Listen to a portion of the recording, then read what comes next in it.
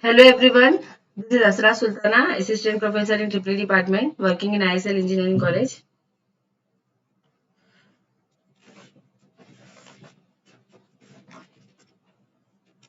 So previous classes I have started the Unit 2 of Electrical Machine 1 subject. So this subject I am taking for triple second year students. So last class we have started with the basic construction of a DC machine. So we have seen various parts of a DC machine, constructional diagram we have seen. Okay. So rotating machines, there will be two major parts, that is stator and rotor. And rotating machines are of two types, DC machines and AC machines. In DC machines, stator will be used as field and the rotor will be used as armature. And AC machine on the basis of principle of operation are of two types, synchronous machine and asynchronous machine. AC machines on the basis of number of phases employed are of two types, single phase and three phase machines. So we can classify rotating machines as DC machines and AC machines. Again, AC machines are classified as synchronous and asynchronous machines. Synchronous are of two types, single phase and three phase. Asynchronous are of two types, single phase and three phase. So we are talking about DC machines. Okay, in DC machine, field winding will be provided on the stationary part and it will provide a field stationary in place in the air gap as it is energized from DC supply source. Armature or rotor will be have a commutator type winding with stationary brushes for connection to external circuit. So as I said earlier, the load will be a stationary part whereas armature will be rotating.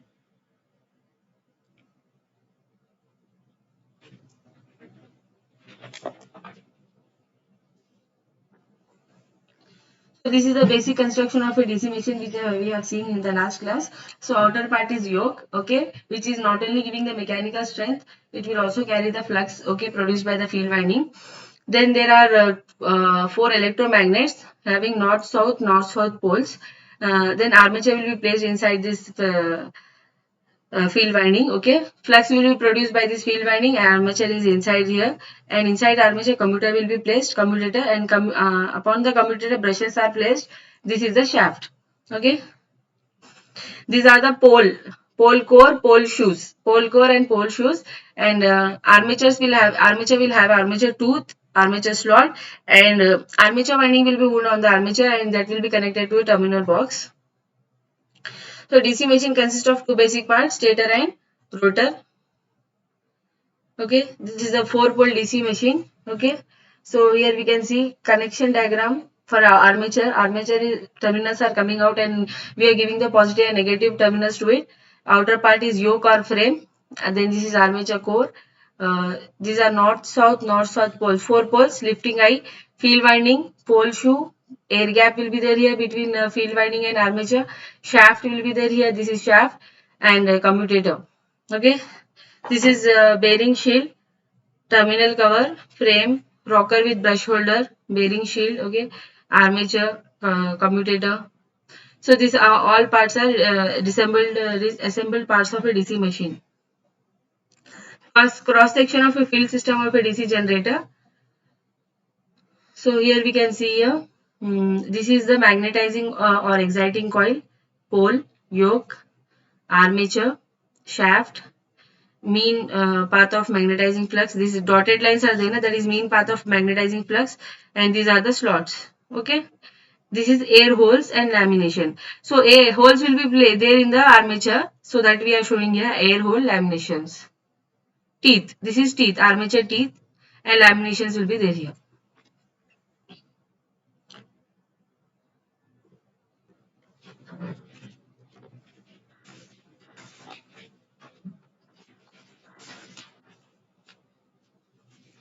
So as I said earlier, this diagram is for slot with insulation. Just now we have seen insulation for armature. So there is a slot with insulation. The 3 tons of mica wrap and manila paper. This is wedge, slot, inner, coil insulation, separator, conductor insulation. So the what is yoke? Outer frame of a DC machine is called as yoke. It is made up of cast iron or steel.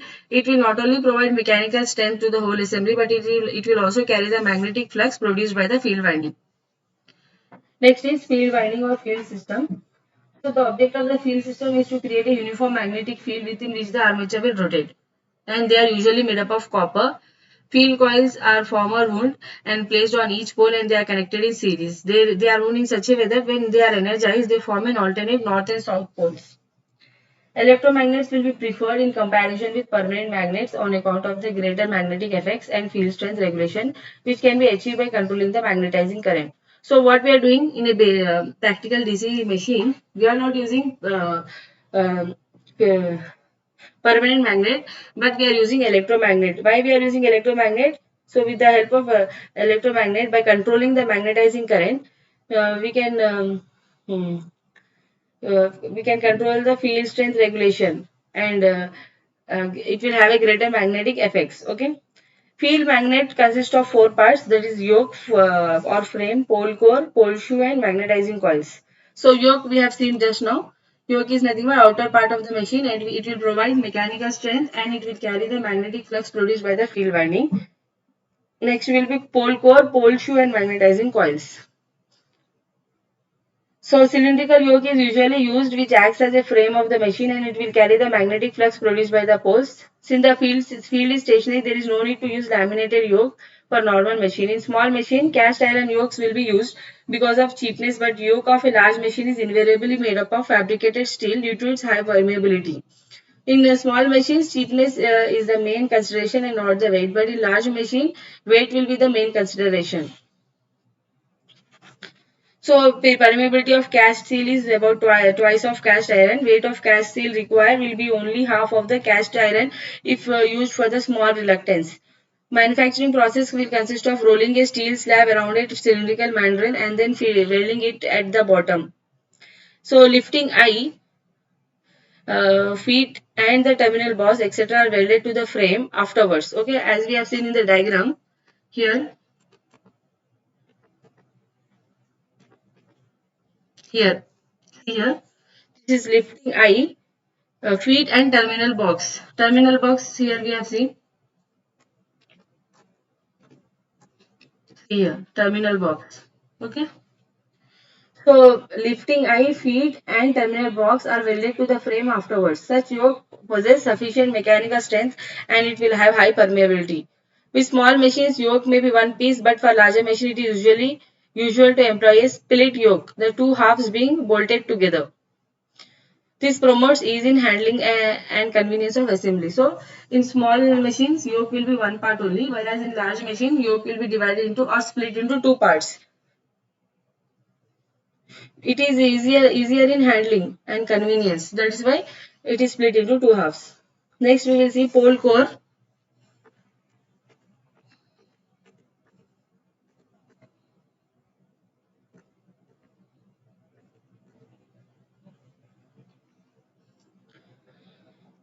Poles are joined to the yoke with the help of bolts or welding. They will be carrying field winding and pole shoes are fastened to them. Pole shoes serve the two purposes. They will support field coils and they will spread out the flux in air uniformly. Pole core is usually of circular section and it is used to carry the coils of insulated wires carrying the exciting current. Pole cores are usually not laminated and they are made up of cast steel. In some machines, pole cores will be laminated and composed of electrical grade steel sheets of about 1 mm thickness and insulated with respect to each other. Pole shoe will act as a support to the field coils and spread out the flux over the armature periphery more uniformly, and also being of large cross section reduces the reluctance of the magnetic path. Field poles are usually formed of laminations, that is thin sheets of steel, and they are bolted to the frame or yoke, to which are also fastened the end belts with their bearings and the brush ringing. In small machines, poles will be cast integral with the yoke from cast iron due to its low cost and less machining required by the individual parts. In some machines, yoke and pole cores will be made in single casting and laminated pole cores will be attached to the pole core. Pole faces or pole shoes are always laminated to avoid heating and eddy current losses caused by the fluctuation in the flux distribution on the pole face due to movement of armature slots and teeth. So the object of magnetizing or field coils is to provide under the various conditions of operation number of ampere turns of excitation required to give the proper flux to the armature to induce the desired potential difference. Magnetic flux produced by MMF developed by field coils pass through the pole pieces, the air gap and armature core and the yoke or frame.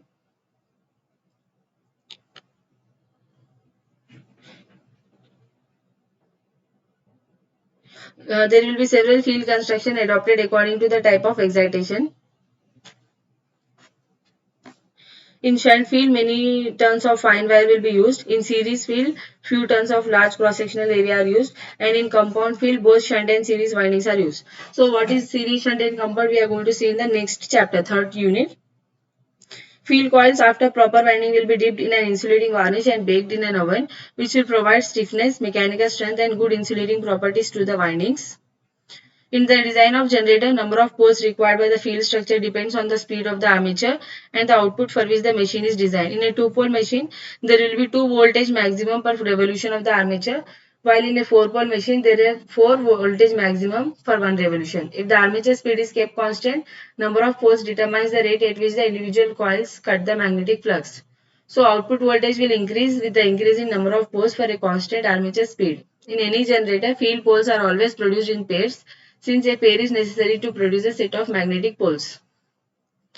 More number of poles will reduce the weight of the core and yoke, overall diameter and length of the machine, length of commutator and cost of copper in the field and armature. With more number of poles, distortion of field form is also not excessive. But with more number of poles, frequency of flux will reverse. If frequency of flux reversals will be increased and thereby increasing the iron losses. Second one is labor charges are increased and third is tendency of flashover between the brush arms will be increased. This is the diagram showing laminated pole core and pole shoe. It will have rivet holes, exciting coil, laminated pole core, steel rod, laminated pole shoe. Upper limit to the number of poles is imposed by frequency which of the order to 20-30 Hz for large machines and not exceeding 50 Hz for small ones. Lower limit is due to the current per brush arm, which should not exceed about 400 amps, otherwise an excessively long commutator will be required. Next part is armature. It is a rotating part of a DC machine. It is a cylindrical in shape with slots to carry armature winding. Armature is built up of thin laminated circular steel disc for reducing eddy current losses, and it is provided with air ducts for the axial airflow for cooling purposes. Purpose of armature is to rotate the conductors in the uniform magnetic field. It consists of coils of insulated wires wound around an iron and so arranged that electric currents will be induced in these wires when the armature is rotated in a magnetic field.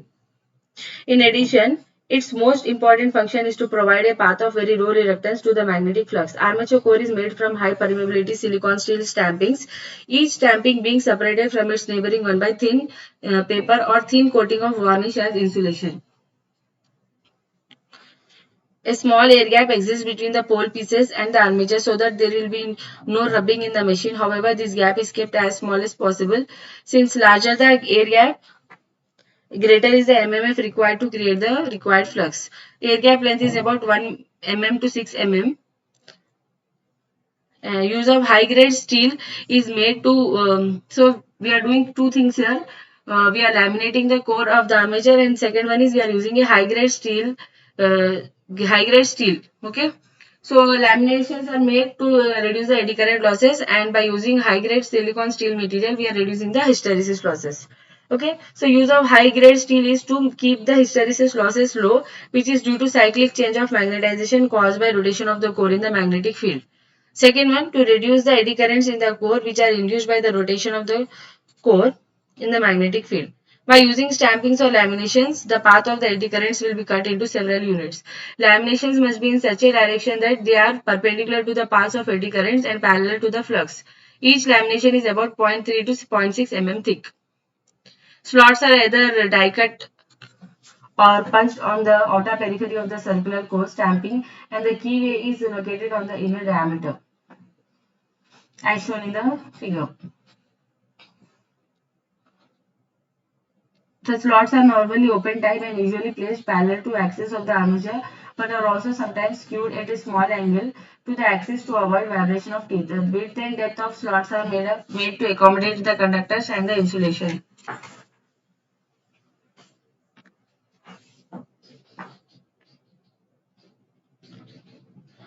So when we see armature winding, it is usually a former wound copper coil which will rest in armature slots.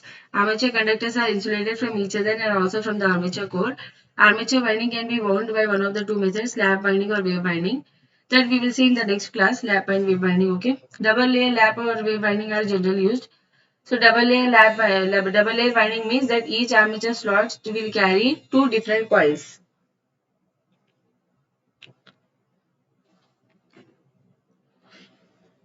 Core punchings of diameter of 0.5 mm are generally made in one piece as shown in the figure. These core punches are usually keyed directly to the shaft and punched with holes near the shaft to give longitudinal ventilating ducts. By the finding action of the armature, air is drawn in through these ducts, thus producing efficient ventilation. So as in this diagram here, ducts will be provided for the ventilation, okay, inside the armature.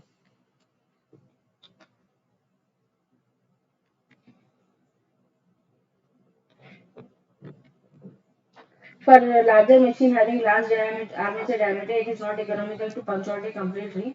Core of larger diameter are built up of segmental laminations that can be 4, 6 or 8 even number, okay, that are attached to the spider by means of a dovetail joint. Joints between segments will be staggered in order to preserve the continuity of the magnetic circuit. Armature will be supported at each end by a metal framework called as end bells. End bells will contain bearings in which the armature rotates. One end bell is left open or made with a cover that can be removed to inspect the brushes. Open end bell also assists in the natural cooling of the machine. In some machine, brush rigging is mounted on the end bell. Next is commutator. Uh, to collect the current generated in armature conductors, we are using a commutator. In case of a DC motor, commutator helps in providing current to the armature conductors. Commutator consists of set of copper segments which are insulated from each other. Number of segments will be equal to number of armature coils. Each segment is connected to an armature coil and commutator will be keyed to the shaft.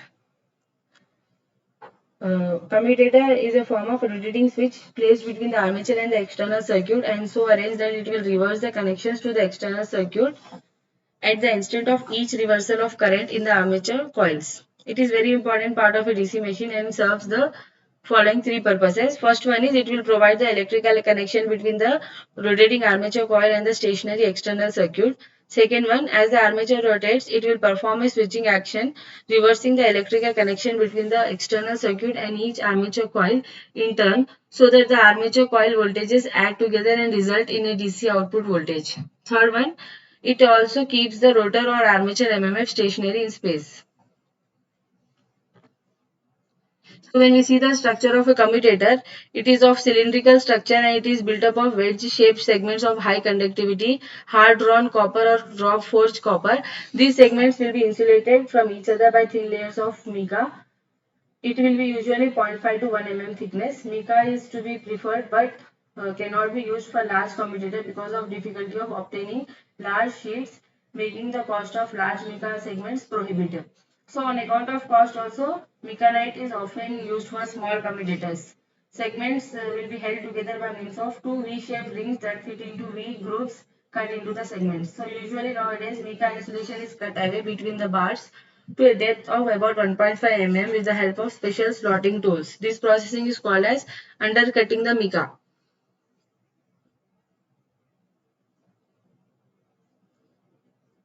Mica or mica, anything is okay. Copper will be insulated from the V-rings and the hub by micanite carefully molded to the exact shape required. Frequently, the hub is not insulated but sufficient clearance is left to avoid the read of the insulation. If the armature and the commutator diameters do not differ much, then winding ends are directly soldered to the commutator bars. Otherwise, they are soldered with copper lugs or risers. Commutator is pressed onto the armature shaft and the outer periphery is then machined to provide a smooth surface with which a stationary carbon brush can maintain continuous contact as the armature and commutator will rotate. So great care is taken in building the commutator because even slight eccentricity will cause the brushes to bounce, causing undue sparking.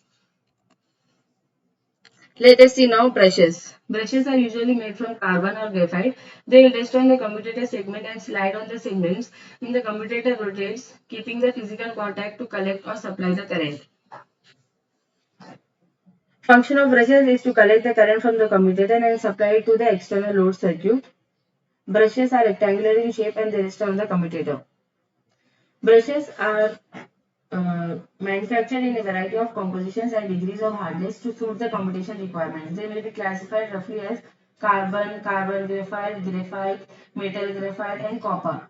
Allowable current density at the brush contact varies from 5 ampere per square centimeter in case of carbon to 23 amps per square centimeter in case of copper.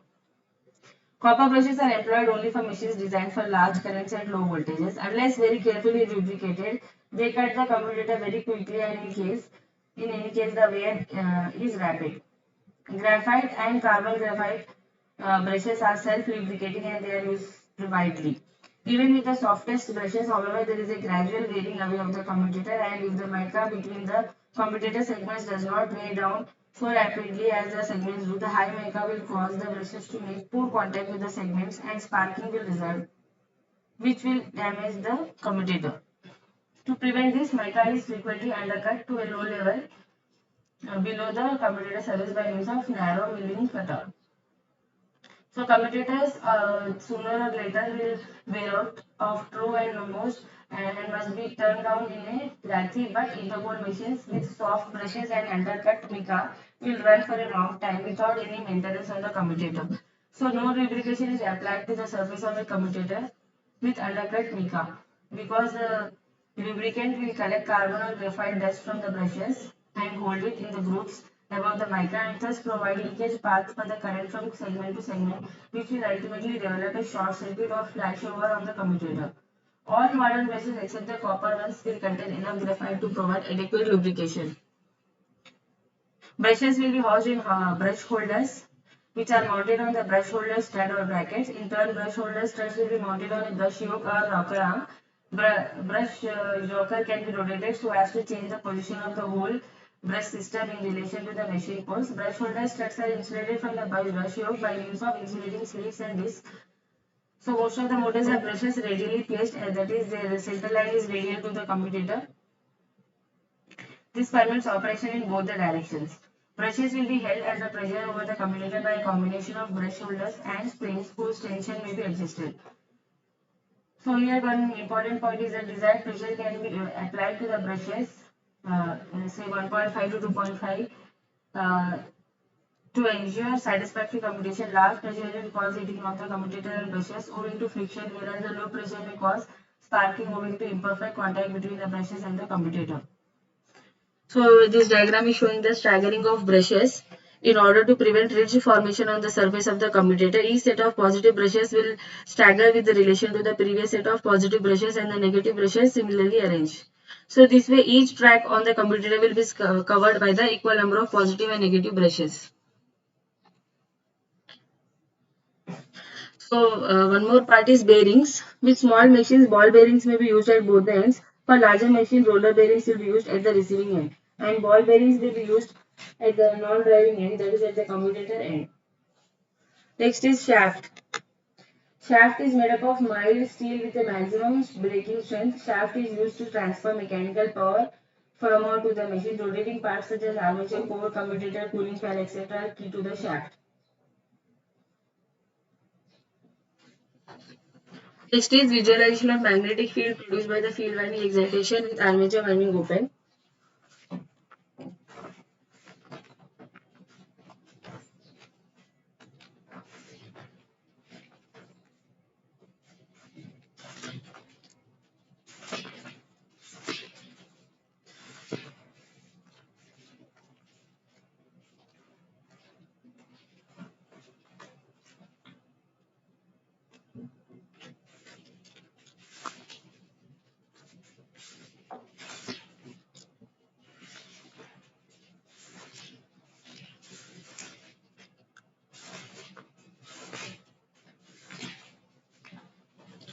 So here what we can see here.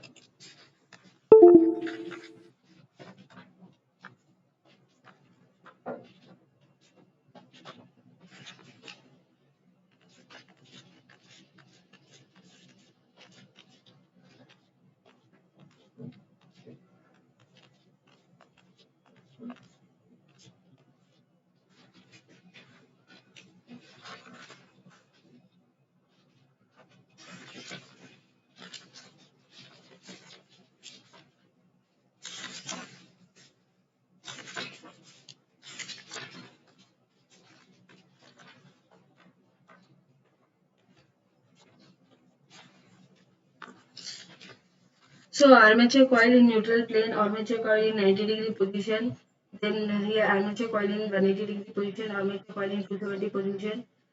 So this is the elemental generator with brushes and collector rings. So what we are doing, we are taking a coil, okay, and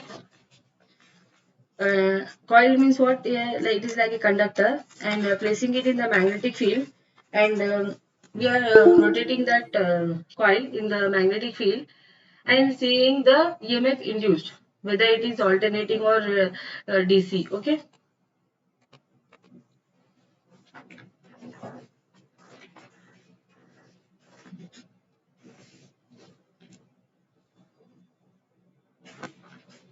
So this is a simple loop generator.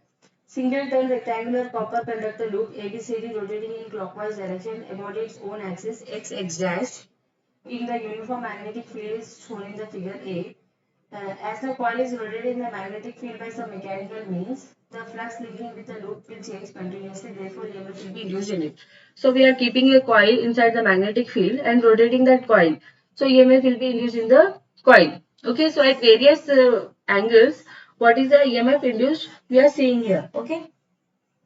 So magnitude of EMF induced at any instant is proportional to rate of change of flux linking at that instant, and the direction is given by Fleming's right hand rule. What is Fleming's right hand rule? So when you stretch thumb, forefinger and middle finger of right hand in such a way that all three are perpendicular to each other, then thumb represents the motion of conductor, forefinger represents the direction of magnetic field, and middle finger represents the direction of EMF induced or current produced. Okay. Motion of conductor, magnetic field, EMF induced. So while rotating at the instant, the loop of wire ABCD assumes the position of as shown in figure A. Then the loop ABCD is just parallel to the faces of field magnets north and south. Flux linking with the loop is maximum, but the rate of change of flux linking linkage flux is zero. So at this instant, no flux is cut by the coil sides AB and CD, which are just moving parallel to them. So at position A, there will be no cutting of the flux. So EMF induced is zero. So EMF induced is zero when the loop is in this position. This position of the loop is known as neutral position, and it can be taken starting position and angle of rotation will be measured from this position. Okay. Position A in the position in the shown in the diagram A, this will be a neutral position. As the coil is turned in clockwise direction at a constant speed, coil sides will begin to cut across the field slowly at first but at gradual increasing rate. Thus, magnitude of EMF induced gradually will increase as the loop moves and becomes maximum when the loop assumes the position as shown in the B. So during this period, loop rotates through pi by 2 radians or 90 degrees and induced EMF in the loop will increase following the sine law. Direction of EMF induced in the coil as given by Fleming's right hand rule from B to A and from D to C. In position of loop shown in the figure B, the coil sides are moving at right angles to the field and they are therefore cutting across the field at maximum rate. EMF induced at this instant is of maximum value. Okay. Next, third point. At 180 degrees we are going to see now. So the rate at which the conductor cuts across the magnetic field gradually will decrease, causing the magnitude of induced EMF to fall gradually with the angular movement of the loop and become zero if the instant loops again parallel to the phase. So at 180 degrees again it will come back to zero position. So in third quarter, that is at 180 to 270 degrees, rate at which the conductors cut the magnetic field, hence EMF induced gradually increases as the loop moves and becomes maximum at this instant. At 270 degrees, we will get the maximum value again, but in the reverse direction. At again 2 pi radians or at 360 degrees as shown in figure D, figure E, sorry, figure as shown in figure D, at 270 degrees we are getting maximum. Then at 360 degrees we are getting again it as 0. So started from 0, it is going to maximum value, again coming back to 0 at 180 degrees, maximum at 90 degrees, 0 at 0 degrees value of voltage is 0 or EMF is 0. At 90 degrees it is maximum. At 180 degrees it is coming back to 0. Then at 270 degrees it is going in negative cycle. So minus value we are getting for voltage at 270 degrees, but maximum value in negative direction. Then again at 360 degrees becoming 0. So it is alternating EMF we are getting here in the DC generator. So the curve showing variation of induced EMF in coils rotating in a uniform magnetic field, and this is a diagram showing elementary generator with brushes and collector rings.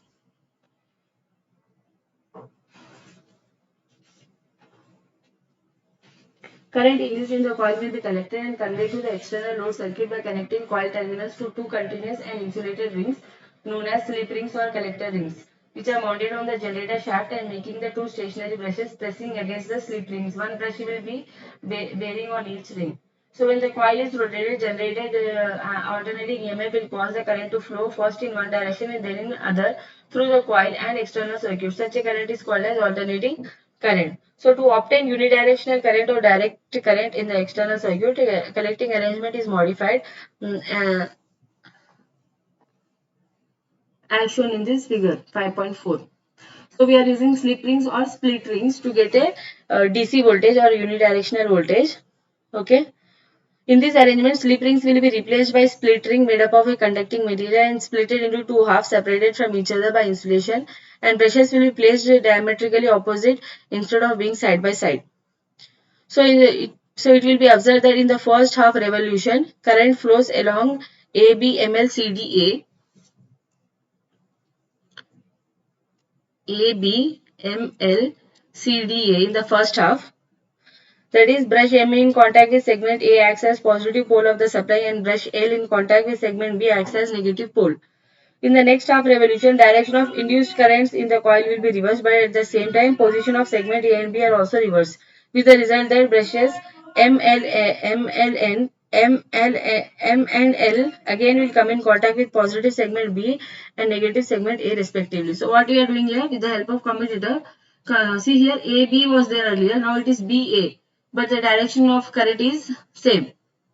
Okay, so what we are doing here, converting alternating voltage into a unidirectional voltage with the help of a slip rings or commutator, we can say it. Okay, so position of brushes shall be so arranged that the change of segments from one segment to other will take place when the plane of the rotating coil is perpendicular to the plane of the field. Since in this position induced EMF or induced current in the coil will be zero. Thus the EMF or current induced in the armature conductors of DC generator is alternating, which is rectified by split ring known as commutator. So after activation, current through the load circuit is always in the same direction, but it is not a steady current since the EMF generated in the armature coil and applied to the brushes will vary from 0 to maximum and back to 0 twice each revolution. So variation in brush voltage is shown in the figure. Pulsating direct current such as given by a single coil generator is not suitable for most commercial purposes. However, by employing large number of coils and commutator segments with the coils evenly distributed around the surface of the armature, and brush voltage may be made practically constant. Voltage generated by single-turn armature coil will be small. For this reason, coils employed in commercial generators will consist of several turns in series, thereby increasing the magnitude of generated EMF in direct proportion to the number of turns of the coil. So I hope this is clear to everyone. Thank you students for watching the video. So in today's class, my question to the students is, only one student is giving the answer. So this is very poor feedback I am getting here. So please, I would like the students to watch the video and please answer the questions. If you don't answer, then I will not give you attendance. 75% attendance is mandatory to write the internal exam, as you all know. So in the homework, you write, all of you write the working of a simple loop generator. That is, you have to draw all these diagrams. This A, B, C, D diagrams which I have drawn here, na? A, B, C, D, and this 5.2 and 5.3. These diagrams you draw and write something about it in your own words. Okay. So we have seen here how a EMF will be produced in a simple loop generator alternating one, and how we are converting that alternating into unidirectional with the help of a commutator. Commutator is a mechanical rectifier which converts AC to DC. Okay. So all of you should write the working of a simple loop generator as a homework, and send it to me on my WhatsApp number. Thank you for watching the video. I hope today's video is clear to everyone.